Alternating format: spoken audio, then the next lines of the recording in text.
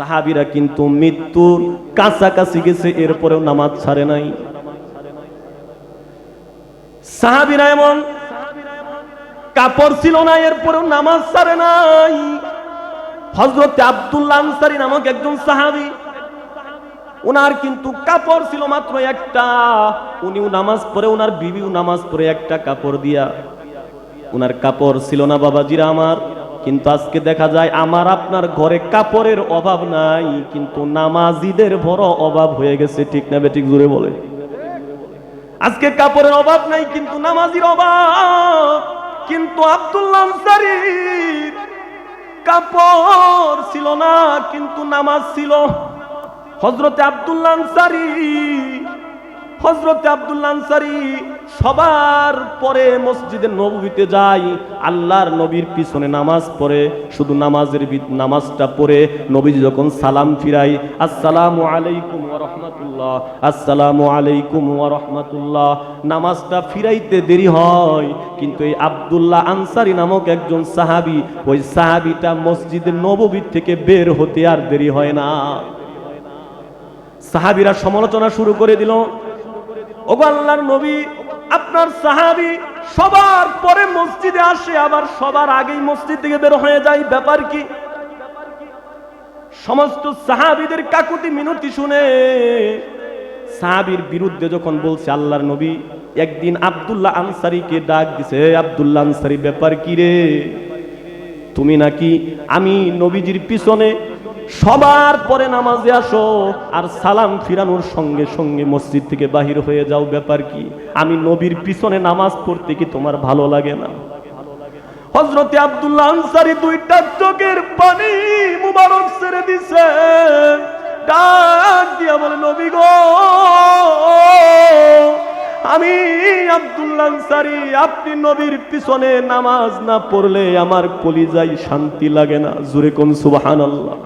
আমি যখন আপনি নবীর পিছনে নামাজ পড়ি, আমি আব্দুল্লাহ আনসারীর কলিজা বড় শীতল হয়ে যায়।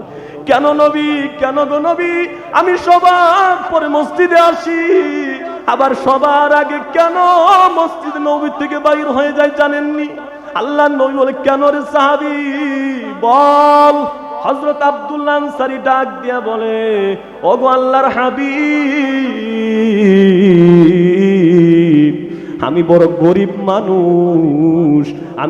গরিব মানুষ, বড় দরিদ্র মানুষ। আমি আব্দুল্লাহ আনসারীর ঘরের মধ্যে একটা কাপড় আছে, ওই একটা কাপড় দিয়া আমি আব্দুল্লাহ আনসারীও নামাজ পড়ি, আমার স্ত্রী, আমার বিবিও ঘরের মধ্যে এই কাপড় দিয়া নামাজ পড়ে। জোরে কোন আল্লাহু আকবার। সম্মানিত ভাইয়ারা আমার, আল্লাহর নবী এই করুণ কথাটা শোনার পরে আল্লাহর নবীর চোখে পানি রাখতে পারলো না। আল্লাহর নবী, বিশ্ব নবী, চোখ থেকে পানির ফোঁটাগুলো জমিনের মধ্যে ছেড়ে দিছে। সমস্ত সাহাবীরাও কাঁদতেছে, ব্যাপার কি? আমরা শুধু শুধু আমার ভাই আব্দুল্লাহ আনসারীর কথা কেন নবীজির কাছে নালিশ করলাম, কেন বিচার দিলাম? আমার ভাই আব্দুল্লাহ আনসারী তো এমন একজন মুমিন, এমন ইমানদার, কাপড় নাই ঘরের মধ্যে, এরপরেও তার বিবি এবং আমার ভাই আব্দুল্লাহ আনসারী নামাজ ছাড়ে না। এরকম মানুষ তো জিন্দেগিতে দেখি নাই। আব্দুল্লাহ আনসারী, আল্লাহর নবী দোয়া করছে সেই দিন, রে আব্দুল্লাহ আনসারী, তোর কাপড় নাই, এরপরেও নামাজটারে হেফাজত করলি, আমি নবী তোর জন্য শাফাআতকারী হয়ে গেলাম। আমি নবী হাসরের কঠিন ময়দানে, যেই দিন মানুষ শুধু ইয়া নাফসি নাফসি বলতে থাকবে, যেই দিন মানুষ কেউ কাউরে চিনবে না রে, মানুষ মা তার সন্তানকে চিনবে না, সন্তান তার মাকে চিনবে না, বাবা তার সন্তানরে চিনবে না, সন্তান তার বাবার পরিচয় দিবে না, বন্ধু বন্ধুর পরিচয় দিবে না, ভাই ভাইয়ের পরিচয় দিবে না। ভাইয়ের আমার, এমন একটা কঠিন ময়দান, হাসরের ময়দান হবে, একেবারে নিকটে সূর্য চলে আসবে, আর সূর্যের তীব্র আলোতে মাথার মগজগুলি টকবক টকবক করে ফেটে ফেটে কান দিয়ে বাইর হইতে থাকবে, চোখ দিয়ে বাহির হইতে থাকবে। এমন একটা কঠিন দৃশ্য হাসরের কঠিন ময়দানে হবে বাবাজিরা আমার, ও বাবাজিরা আমার, ও পর্দার অন্তরের মা, দিলের কানটা লাগাইয়া দাও গো। আজকে নুরুল ইসলাম ভাই এমন একটা মাহফিলের আয়োজন করেছে, জানি না তার মা বাবা নাকি দুনিয়ার জমিন থেকে বিদায় হয়েছে নাকি। মায়ের জন্যে বাবার জন্যে এই মাহফিলের আয়োজন করছে, হতে পারে তার মা বাবার কবরটা আল্লাহ জান্নাতের বাগান বানায় দিবে, জুরে কোন আমিন। সম্মানিত ভাইয়ারা আমার, এজন্য হাসরের কঠিন ময়দান বড় ভয়ঙ্কর একটা ময়দান হবে, যেই ময়দানে তার মা সন্তানকে চিনবে না। আল্লাহ কোরআনে এই কথা বলে দিয়েছে। আল্লাহ ডাক দিলেও ইয়াউমা ইয়াফিরুল মারউ মিন আখিহি ওয়া উম্মিহি ওয়া আবিহি ওয়া সাহিবাতিহি ওয়া বানিহি।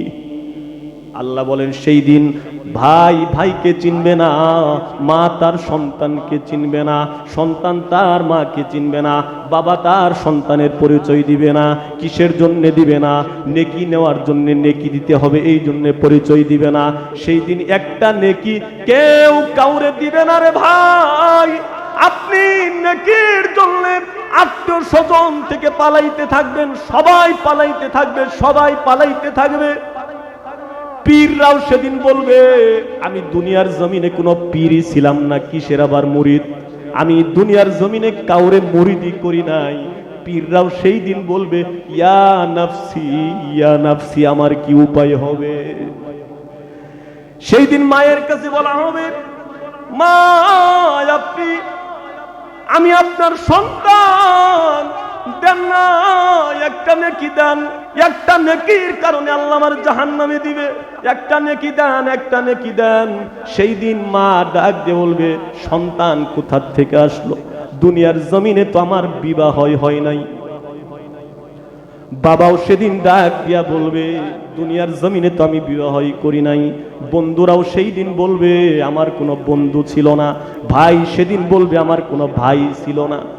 ভাইরা আমার, দুনিয়ার জমিনে এক বন্ধু আরেক বন্ধুর জন্য জীবন দিয়ে দিল, হাসরের কঠিন ময়দানে সেই বন্ধু ওই বন্ধুকে চিনবে না।